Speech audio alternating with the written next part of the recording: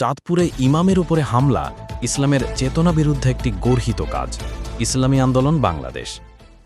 ইসলামী আন্দোলন বাংলাদেশের যুগ্ম মহাসচিব ও দলের মুখপত্র মাওলানা গাজী আতাউর রহমান আজ 14 জুলাই এক বিবৃতিতে বলেছেন, ইসলাম একটি সুশৃঙ্খল ও নিয়মতান্ত্রিক জীবন ব্যবস্থা। ইসলামের আইনি ব্যবস্থা পূর্ণাঙ্গ ও স্বয়ংসম্পূর্ণ। ইসলামের অন্যতম প্রধান গুরুত্বপূর্ণ বিষয় হল শৃঙ্খলা ও নিয়মানুবর্তিতা। সেখানে একজন ইমামের কোনো কথাকে কেন্দ্র করে মসজিদের মধ্যে তাকে কুপিয়ে আহত করা নিঃসন্দেহে গর্হিত কাজ। এটা ইসলামের শিক্ষা, দর্শন ও চরিত্রের সাথে সাংঘর্ষিক একটি অপরাধ।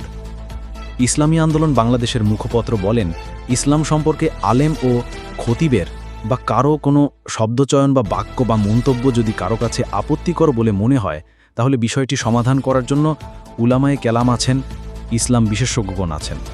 মন্তব্য বা শব্দ ইসলামের ব্যাপারে মানহানিকর হলে তার বিচার ও সুরাহা পদ্ধতি আছে, কিন্তু কোনো অবস্থাতেই নিজের বোধ বিবেচনায় রক্ত ঝরানোর মতো কাজ করা ইসলাম সমর্থন করে না। চাঁদপুরের ঘটনা ইসলাম সম্পর্কে মানুষের মধ্যে ভুল ধারণা জন্ম দেবে এবং নৈরাজ্যকর পরিস্থিতি তৈরি করবে।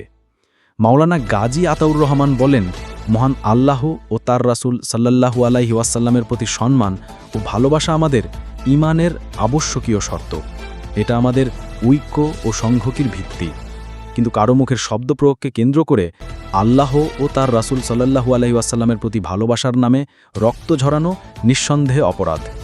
এটা ইসলাম সমর্থন করে না, বরং এই ধরনের আচরণের মাধ্যমে ইসলাম সম্পর্কে ভীতি ছড়িয়ে পড়বে।